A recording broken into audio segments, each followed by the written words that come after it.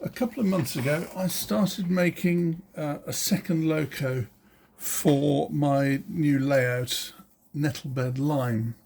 Now, this is in 16mm scale. That's running on 32mm track. And I'm building a Kerr Stewart to 2. Now, I've already done one in 7mm 014. And that was drawn up in Design Spark Mechanical and made in 014, 14mm gauge. So I thought I would do the same in 16mm scale, and I thought I would also print as much as possible, and so I have. I've still got my same old printer, which is a Mars 2 Pro. Now, the Mars 2 Pro is actually quite an old printer now, the way things go. It is still a very small printer. Now, just to give a sense of scale, that is the print bed of the Mars 2 Pro. It's a small print bed. It's sufficient for a 7mm narrow gauge loco. It is very small when it comes to a 16mm scale loco. However, with perseverance, one can do quite a lot with it. Now, this is the boiler tank unit, obviously. This was printed in parts, smoke box, one unit, smoke box and chimney, that is. The tank is a separate print, printed in one piece, and the firebox and the backhead is the backhead, and the gauges, etc., are individual components, obviously, and I've now made that all up into one piece. The quality is good, as one expects from the Mars 2 Pro. It's all printed in 10 micron layer heights, which makes for long, slow prints, but does give one the quality. So very pleased with that. Backheads held on with magnets. Now, if you look in there, you can see 2 batteries. They're 2,400 milliampere hour batteries, a pair of them, and I shall have a changeover switch, so I can get 4,800 milliampere hour batteries and a changeover switch, so when one runs out I can just swap over to the other. You see those discs, those are resettable fuses as added protection, just to make sure that I don't get any nasty surprises. That's the idea behind all of that. Now, the other thing is, whoops, put that back on if I can, is this is also fitted with, what do we call it, ultrasonic steam. So there's a water reservoir in there, comes back to about there on the boiler, and the bottom of the smoke box as well. It's all water, and then there's an ultrasonic mister unit halfway up, and you get lots of smoke coming out of the chimney, and that will be regulated by a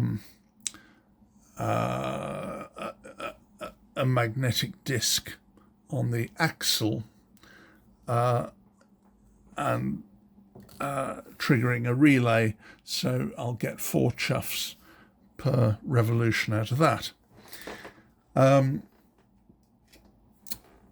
The cab unit is 3 prints, 1, 2, 3, all joined together. The top roof sheet is nickel silver, and that is entirely nickel silver, because obviously things like this are completely inappropriate for resin printing, wouldn't last 5 minutes. But it all goes together quite well and forms a very presentable unit. The paint job is aerosol, car aerosol, rubbed down 2000 grit and polished up. Now the chassis is conventional, if you like. It's brass and nickel silver soldered together, and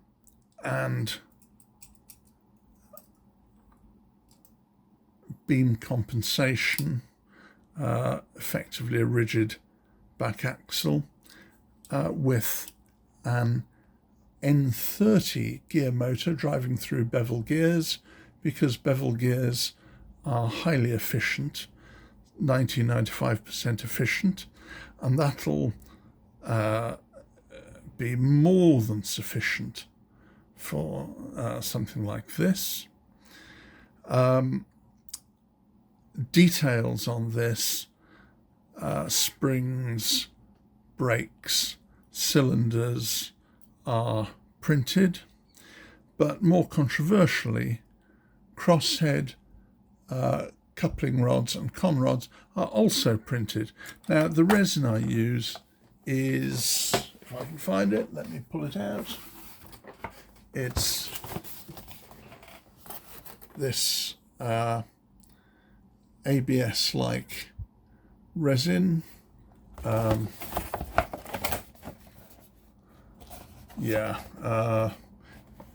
It's the, as I say, ABS-like resin, and it's nice and flexible, and it's actually plenty strong enough for rods and things. It flexes, so normal handling, there's no chance of breaking it. I was pulling and pushing these rods when they were off the loco yesterday, and actually normal usage is not, there's no risk of them breaking. However, I have drilled them out and bushed them with brass tube, which is epoxied in, so the crank pins aren't going to wear the holes oval. That is a proper and sensible precaution. Now you can see this is nice and free running. There's no real binding or no binding in that. That's working very well. We've got outside cranks, and this is what I used, in fact, but whoops, I'll just throw them on the floor. Yeah, both for drilling the cranks for the axle holes and crank pins, and for quartering. Now, I've got a little vertical drilling machine, and I set this up in the vise of the drilling machine, and this in fact is all laser cut because I can, but it'd be perfectly viable to cut these by hand or any other way, but they need to be close fitting to the cranks.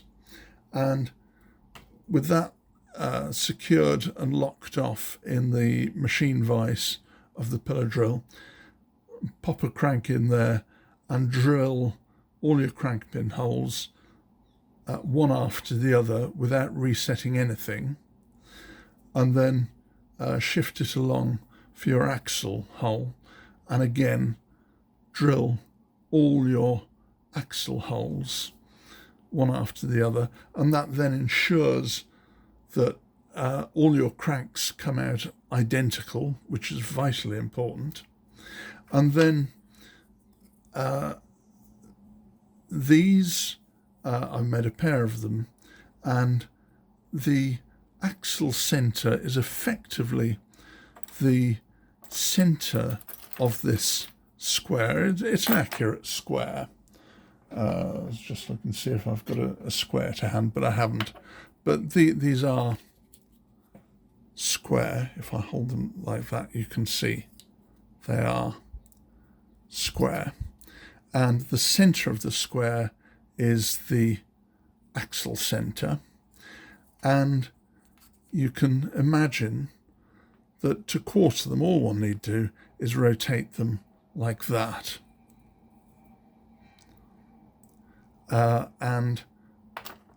Once you've glued or pressed rather, I usually apply a smear of glue on the axle when it's on the crank when it's pressed on. Once you've got one crank on, you put the set one in there and then press the other one on, and then you put the assembled axle in these pair of plates like that and on a flat surface, and that ensures they're 90 degrees apart. And you can do it out of the loco or in the loco at your convenience, and that ensures they're quartered. And these quartering plates work very well, and I did it with this. I've done it on other locos, and it works very well. And that, that's the result. I mean, there was no cheating involved in this, and I get perfectly quartered axles every time. As I say, I've got a laser cutter, so it's very easy for me to produce those plates for myself. But it's not unreasonable to hand make them if one doesn't have such things. So that's the result, and a nice free-running chassis. So that's where we are. I've obviously got other things to add. I've got Hackworth valve gear to add to this thing. Electrically, I shall be using the Micron 601 receiver, which is a nice receiver. Costs about £32 or something, maybe £34, something like that, plus postage, etc. From Micron Radio Control. That's going to go in the firebox, and the job's a good one. So we're making good progress on that. So there we go. That's the tattoo for Nettlebed Lime coming on.